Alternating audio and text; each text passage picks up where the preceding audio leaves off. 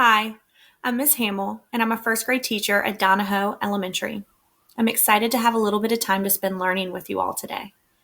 I'm going to teach you a strategy that will help you to retell the important events of a story. Now, have you ever had trouble when trying to explain your favorite book to someone, but you struggled with telling too many of the little details and sticking to the main points of the book? That's okay. That sometimes happens when we get really excited about a book. But I've got a strategy that will help you when trying to retell a story. It's called a five-finger retell. In a five-finger retell, you are going to identify and describe the characters, the setting, and the important events in a story. You are going to use your five fingers to help you remember your five-finger retell. Okay? So your first finger, your thumb finger, you're going to think about the characters in your story. Who are the people in your story? Or in some cases, who are the animals or the creatures in your story? Your second finger, your pointer finger, is the setting. When and where does your story take place? Some stories have more than one setting, so you can either list the multiple settings that are in the story and how they change, or you could just think about where the story mostly takes place and write that down as your setting. Your middle finger is your problem, or sometimes called your conflict. What went wrong in the story? What happened that made the character have a problem or made it hard for the character? Your fourth finger, your ring finger, is the events in your story. Here you want to focus on what happened in the beginning, the middle, and the end of your story. And your last finger, your pinky finger. That is where you describe the ending of the story or the solution. Hopefully, the character solved his problem by the end of your story, and that's where you're going to think about that. Now, I'm going to read you a quick story you're probably already familiar with. It's called The Itsy Bitsy Spider. And I'm going to read this story to you from Epic. You can go to Epic and find this story, and they have several other versions of this story that you might enjoy to read. So this book is called The Itsy Bitsy Spider. The itsy bitsy spider climbed up the water spout. Down came the rain and washed the spider out. Out came the sun and dried up all the rain. And the itsy bitsy spider climbed up the spout again. For those of you that know that book, it was kind of hard for me not to sing it. You might have been singing it while I read it. Now that we've read that book, we need to think about a way to easily display the information from our five-finger retell in an organized fashion for us. So I have this graphic organizer, a five-finger retell graphic organizer that might help you. Notice it has all of our story elements from our five-finger retell.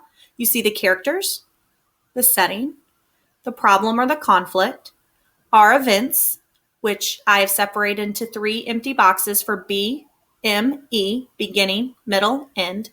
And our last box is our pinky finger, the way our story ends, or the resolution or the solution to the character's problem. So our first finger, we want to think about the characters in our story. This one's pretty easy because there was only one character. Who was that character? That's right. It was the spider. So I'm going to add spider underneath my characters column in my five-finger retell graphic organizer. Nice and easy when there's only one character, the spider. Now your second finger, your pointer finger, the setting. Where did our story take place? And I'm thinking back to the pictures in our story, and I remember there were houses behind the spider. So I could say that the spider was outside. But when you're talking about the setting, you want to really try to be specific. If you say outside, where is he outside? Inside, that is a place, but where inside? If he's inside, is he at a school? Is he at a park? Is he at a movie theater or a barber shop? But if you say outside, like our character, the spider was, where outside? Was he at the park? At a playground? I think he was in the yard because remember the houses behind him? And I even went a step further, and where he was the most was near that what?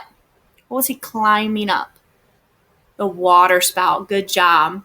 So I think outside would have worked, but if we want to be more specific with our setting, you either want to say the water spout or in someone's yard. He was outside in the yard. Try to be as specific as possible with your setting. All right, that third finger, our problem or our conflict. This is where the character sometimes runs into trouble. Things get difficult for him. What happened in that story to make it difficult for our character? What went wrong? He climbed up the spout, and what came down? The rain came down, and what happened? It washed the spider out the water spout. So I'm going to add the rain washed the spider down the water spout is my problem. That's what went wrong for him. It made it a little bit more difficult to get up that spout with that water rushing down it or the rain. Now I'm going to do something here. I'm going to skip events for a minute. I'm going to skip the fourth finger events, and I'm going to go to our last finger. Our pinky finger is our ending or our solution, resolution to our problem. Now, because we know the problem was the rain washed the spider down the water spout, how did his problem get solved? How did the spider's problem get solved by the end? Something came out. The sun came out, and the sun solved his problem because we know the sun brings heat and light to the earth. So the sun did what to the rain?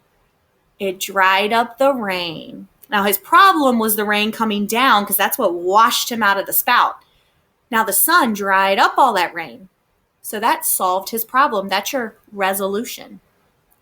Now let's go back to our fourth finger, our ring finger. And let's think about the events in our story. And I put 3 boxes here to make it nice and easy to do the beginning, the middle, and the end.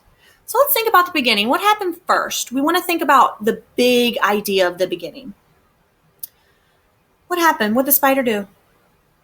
That's right. He climbed up the water spout. So the spider crawled up the water spout. I'm going to add that under the first box.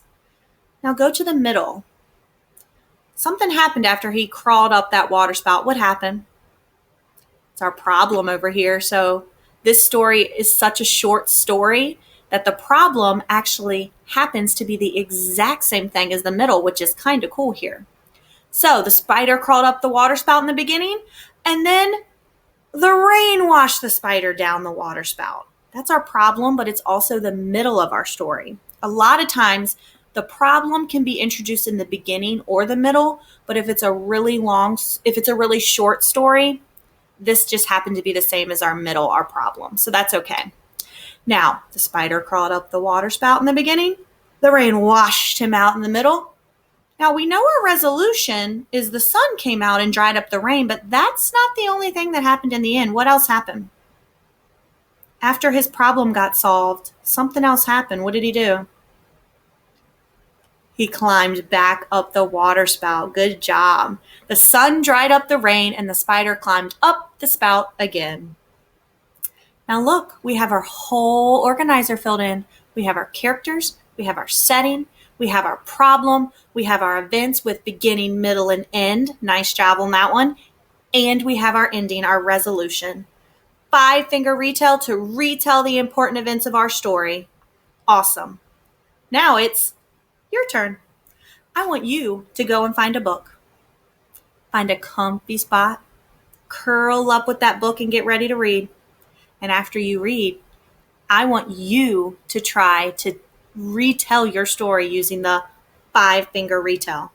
I want you to find someone in your house and tell them the characters in your story. Then tell them about the setting where the story takes place. Then tell them about the problem or the conflict in your story, what happened to that character. Then tell them the events, if that's the order you want to do it. Make sure you tell them beginning, middle, and end. Or you could be like me with the graphic organizer and skip the events and go straight to the ending. How did he solve his problem? But don't forget to go back to the events because you want to retell the beginning, middle, and end for someone. That really helps retell the story for them.